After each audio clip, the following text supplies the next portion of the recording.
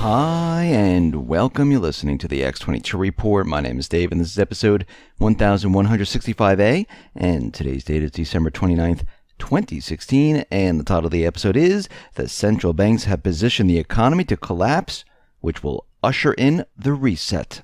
Let's get into the economic collapse financial news. Now, here we are on December 29th. We have one more business day in this year.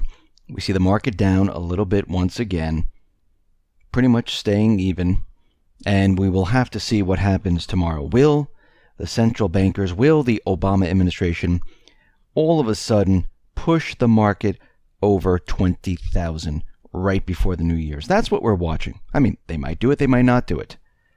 But we could see right now, whatever they're doing, whatever lies they're pushing, it is to create the illusion that the economy is doing well. And they're going to do this up until the very end.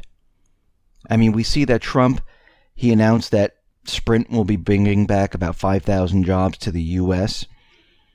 But at this point, it's nice. It's a great gesture. It's keeping the jobs here. Don't know what the specifics are on why all of a sudden jobs are going to come back, because what has changed, we don't know yet.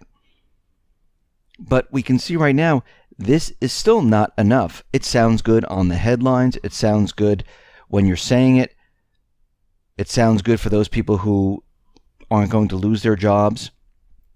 Those jobs will come back here to the U.S. But in the long run, we know the central bankers, they're still in charge. They're still in control of what's going on. The country is still in debt, $20 trillion if you go by the U.S. government numbers. If you go with the unmandated expenses from the government, you find out that it's really around $211 trillion. But once again, we always need to remember that the central bankers, they're in control. They're steering the ship. Yes, the president can do a couple of things, but one of the main things that the president needs to do is they need to get rid of the central bank and take control of the entire system, the creation of currency, the control back to the people. And without doing that, this whole plan is not going to work, because what we'll end up with is the same exact thing. We see that gold is up for 5 days in a row and is surging above 1,150 today. Well, someone decided to buy about 3.5 billion notional paper contracts of precious metal. And they did this into the European close, which brought gold up. Maybe someone is out there looking at this and saying, okay, I need to ramp up on gold. Gold is very cheap right now. Let me purchase a lot more. We're seeing many mini bubbles starting to burst. We look at real estate. We see that pending home sales, well, they're declining. We see that prices now are dropping in many areas. We see traffic to these houses. Well, that is coming to an end. We see U.S. auto sales, cars and trucks. Well, it seems that with interest rates rising, we see auto financing practices, well, they begin to resemble the subprime mortgage bubble. And those individuals that were able to get loans, well, it's getting a little bit tougher to get it. And we see right now that buyers are saying, maybe I'll hold off right now. And the optimism of purchasing all of these things, well, it's evaporating right now with interest rates moving up. And this is a huge problem when interest rates move up. People say, well, you know what, let me wait. And if it moves up again, they say, okay, I'm completely out.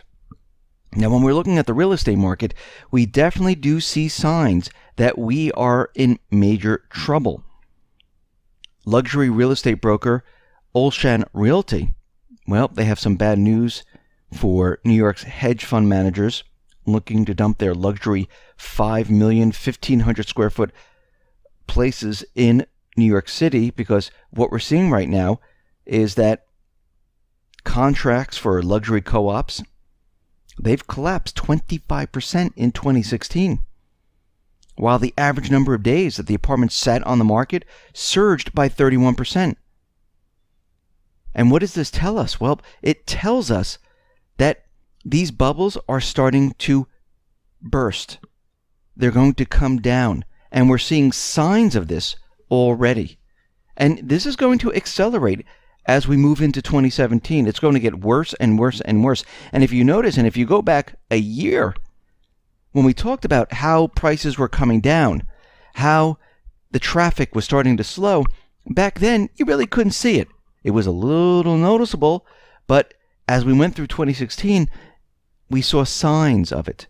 We saw interest rates moving up. We saw that these bubbles that were created in these 20 cities, well, they're starting to fall apart. And now you're really starting to see it. And when we move into 2017, it's going to be widespread.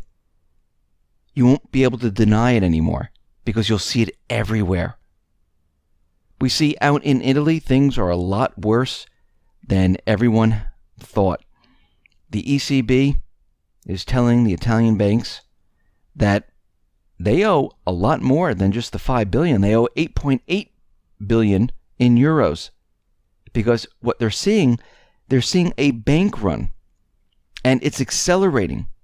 Deposits are leaving the bank.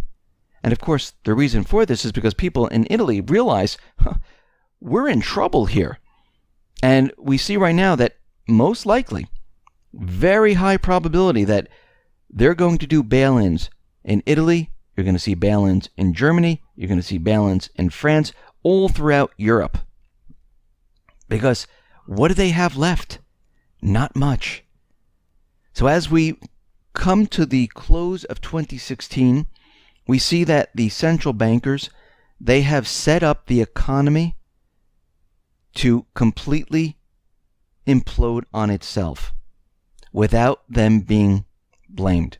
Because what they did was they created the atmosphere that the economy is improving, the economy has recovered, and the statistical information is incredible. And people are looking at this and they're saying to themselves, yeah, maybe they are right. Maybe the economy is doing a lot better. Look at the stock market. It's approaching 20,000. Look at the unemployment. It's very low. Look at GDP. It's skyrocketing. And we see right now that they have completely set this up so they can usher in the economic reset. And this reset is the crash of the economy. It's a reset of everything. Getting rid of this fiat currency. Getting rid of the dollar. Moving into a different currency system. Now, will it be backed by gold? Well, we don't know as of yet. Many people say yes, it's going to be backed by gold. But what we do know is that the dollar continually loses its purchasing power. The dollar is going to be worth nothing. It's going to be a piece of paper with ink, and that is it. And as we move away from the dollar, because as we know, the petrodollar, it's doomed. The system is done with. They know it. They set it up. They knew that this time would come, and here we are right now. And they're preparing to do this major switch. Now, it would be nice if we could do the switch without the central bank. That's what we really want, where we can take control of creating the currency. The people have control of the economics of the United States. But the central bankers, they're not just going to give up control. They're going to fight to the very end. They want this entire reset so they can be in control once again and start it from scratch. That's their plan. They don't want to give up anything. They just want to get rid of this dollar and this debt. But they don't want to be blamed for this entire fiasco. They want to shift this blame someplace else. And that's what they're in process of doing. They're getting prepared to shift this blame somewhere else. They're pushing as hard as they possibly can to create the atmosphere of an incredible economy so they can bring it down and blame either Trump, Russia, North Korea, China. It doesn't really matter as long as they're not blamed. And we can see as we approach the end of 2016, 2017 most likely will be the year of the reset. And it's going to be a very rough year because we're going to see all the different economic sectors start to decline rapidly. We're going to see retail decline rapidly after this holiday season. We're going to see real estate decline rapidly. Traffic is going to dry up. We're going to see more layoffs. More layoffs means people aren't bringing in income. If people aren't bringing in income, they're not purchasing cars, they're not purchasing houses, they're not going out shopping. And this is the trend that we've been seeing. So everything is coming together right now, and they're getting ready to reset the entire system. Listen, everyone, thanks a lot for listening. Be well, be safe, and especially be prepared. Thanks a lot.